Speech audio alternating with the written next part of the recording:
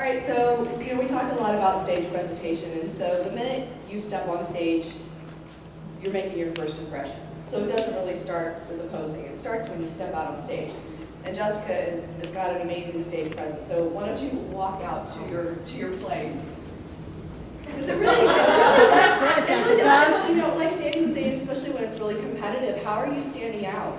When there's one after another, you've got it. The minute you step on stage, how are you getting their attention? Do you look comfortable? Are you having fun?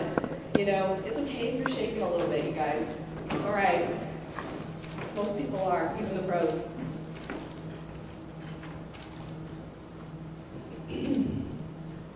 So don't do the whole pro posing. Let's do just hit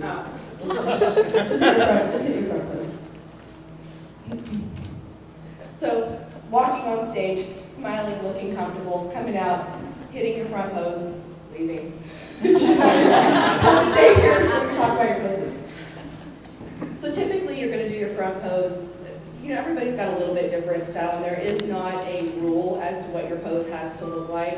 But typically people are going to do feet apart, toes turned out. I really don't like when the toes are turned in bikini, and I know I see girls do it a lot. I just feel like it's not, and I don't know if Sandy notices that, but I just feel like it's not flattering. It doesn't show the quad development either, and I just think it looks better to have toes turned out.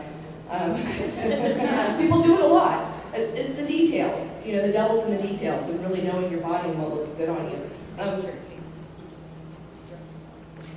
Right. Make sure you're directing yourselves towards the judges. I was just going to say that you do. That's one of the things, especially in the morning, the pre-judging, because just like with bodybuilding, the morning is for the judges.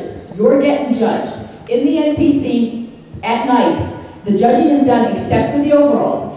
But a word to the wise, and again, not something here, but as you move up the ladder and you get to like national level shows and you're in that top five, you might be like, you think, oh, I could be first or second here.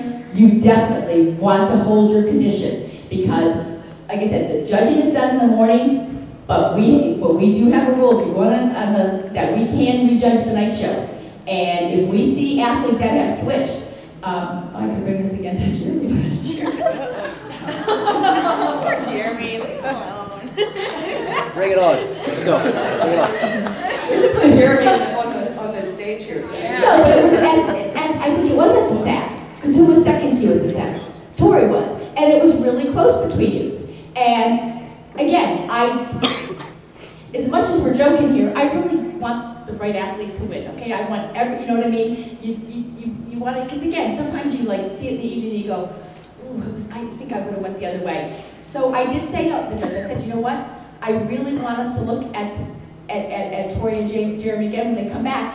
And Jerry, you were actually, you were a little bit tighter in the evening, and Tori softened up a little bit. And it might have went the other way because it was only a one-point decision to begin with. So you really, what I'm trying to say though, as a competitor, especially when you're a top competitor, even though all the judging is done in the morning, or in the pre-judging, whatever that may be, you still want to make sure you hold that condition because it can get rejudged in the evening. We've done it at one of the Olympias. So again, it is important to come back in the evening looking your best or even better. Not to mention you might have to compete for the overall. So, absolutely, yeah. Absolutely. So when you're doing your front pose, go ahead and hit your front pose. The other thing you want to think about is where's your number. And you'll hear a lot of times the judges over and over, we can't see your number, we can't see your number, we can't see your number. Know your number. It's really important that you know what it is. I mean, I've been the person that didn't know their number before. And you have too. Yeah. So, or they couldn't see the number. You don't want to be that person. So know your number, know where it is. It's going to be on your left side, and know that the judges can see it. Know your poses. Exactly. And so what you can do is move it. If you know you're twisting. Yeah, if you know that you're twisting one direction, put it a little bit closer. If you're more on this side, you need to put it on the side. You don't want to be that girl that is bugging the judges. Right. Because it's hard when they can't see. Oh, absolutely. And my judges, unfortunately, like me, they're getting older.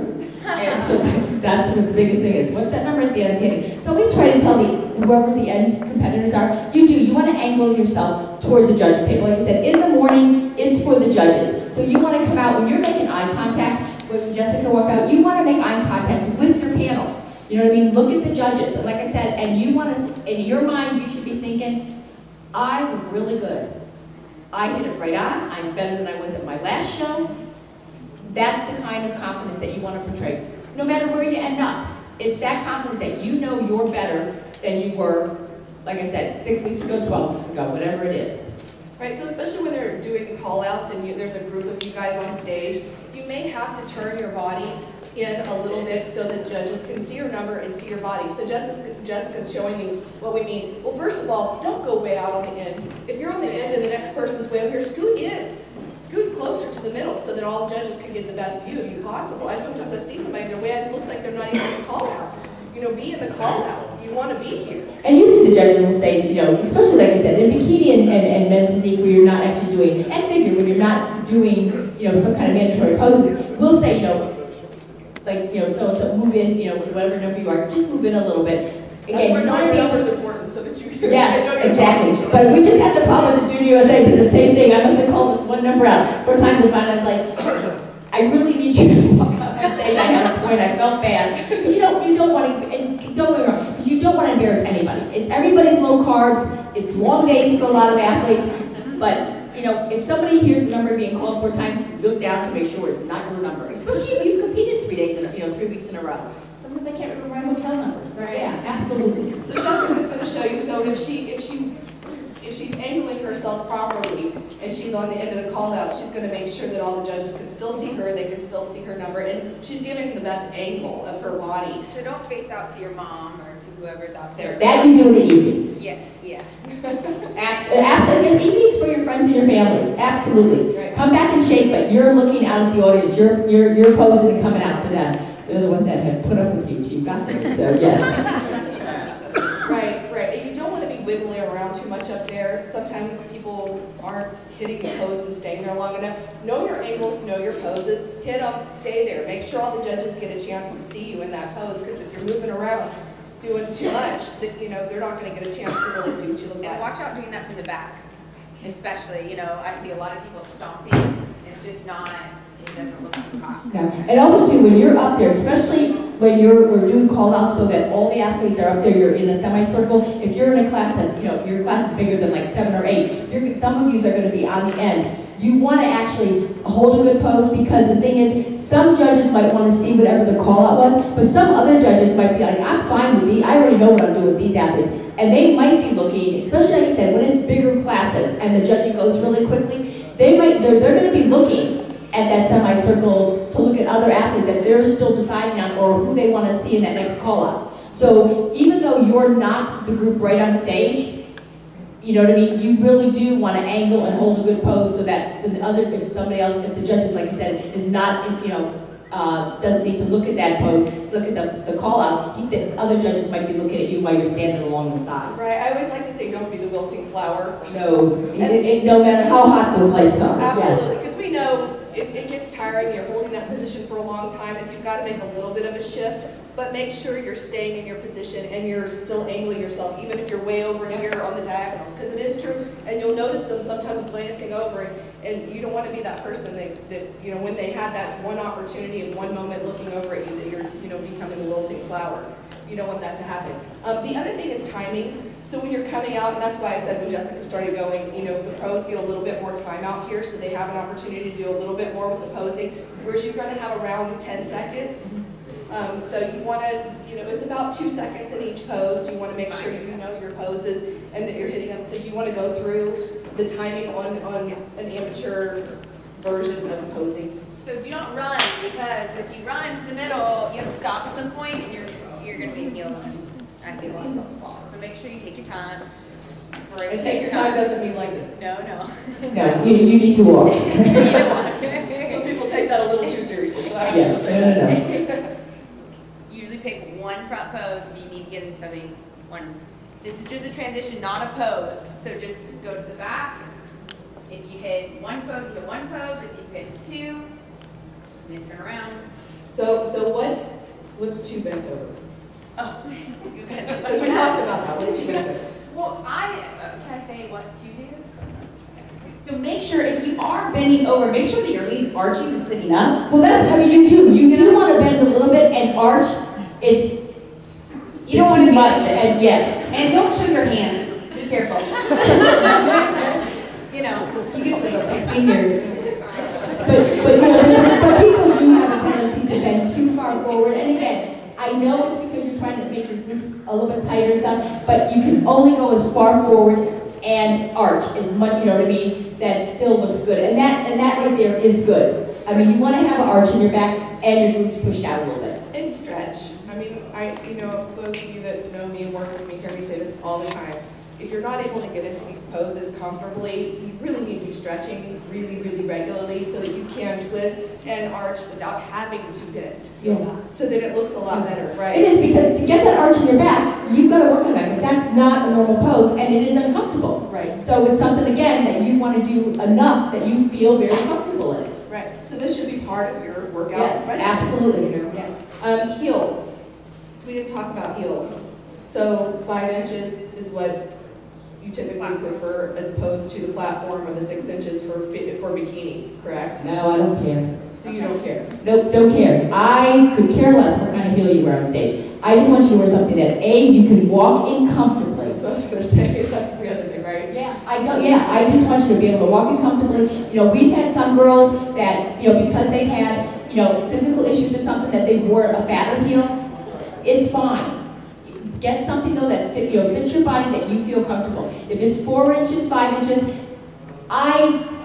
whether it's bikini or figure, I'm not a big one on the platforms up there, because it tends to make your legs look too long and thin, and it makes your upper body look like your short torso. I just think a flat shoe, so that you don't have the platform part. I mean, a little bit of a platform, like a half an inch or an inch is okay. But when you're getting to that 2 inch, 3 inch platform, it doesn't add height on you. It looks great for photo shoots, don't get me wrong. But I personally don't think so on stage. I just don't. I think so. And one of the other things I've noticed is sometimes girls will practice in the higher platform shoes, and they're fine practicing, but remember when you come up here and the adrenaline is just really at its highest, a lot of times it's going to be a lot harder to walk and pose in those platform shoes. Oh, absolutely. Because your nervousness, the whole thing, you know. The legs are shaking, and I've seen girls like barely be able to stay on their feet, you know, because they're absolutely, so, absolutely. So the other thing is make sure you're smiling the whole time. We talked about not being the wilting flower over to the side, but staying present. Keep your eyes on the judges out here. Don't really I would focus on the other girls. At this time, you did what you could do. Make sure you're angled the right way. Make sure you're ready if your number is being called. Right. Don't become a spectator, in other words. So that you're done posing and you walk off and you kind of start to just watch what's going on. Right. You want to stay engaged, and it's the same thing we talked about before. It's really important. From the minute you step on to the minute you step off. This is your moment. It's what you've worked so hard for. So don't forget that. It's easy to sometimes because, like you said, I mean, whether we're carb depleted or tired or, whatever, just make sure you're telling yourself positive things. I mean, I like to think, really positive things when I'm walking through, control what's going through my mind, because that's what's going to come across in your body language and in the look on your face. Tell them what you do. Tell them what I do. You want to tell them what I do? No, I always think things to the judges. I'll think, oh, it's so great to see you today. I love being here. I'll channel because. And to be honest with you, if you do classes in public speaking, that's exactly what they say to do. I mean, that you do. You want to project yourself out in the audience so that you take that nervousness away. Exactly. Absolutely. Because adrenals are going to hit. When you're stressed, the adrenals are going to hit everybody. I don't care who you are. And a pound or two of water on that stage again, can make or break you in a couple places. So you do. You want to keep that stress level down, and however you can do it. Right? Well, to me, if I'm thinking, oh my gosh, am I ready? I don't know. Am I posing? And if it's negative things or things that are not projecting that positive, confident image, then I believe that's going to show. Oh no, I agree. Absolutely. And I can tell you from judging pros, I can tell you right away which pros don't think that they're ready or not, because so many of them, it'll come across right away. And it does. It projects to the judges. You know what I mean? So you do. You want, like I said, you're already a role model to everyone around you, because you're like in 1% of the population of the country. So you're a winner already, and that's what you should project on stage. Okay. And figure, men's physique, bikini, practice, practice, practice, put as much emphasis on that as possible as you would your training or your diet. If it comes down to it, like we said before, you don't want to be working this hard and then go because you weren't showing your best side, you know, so figure that out.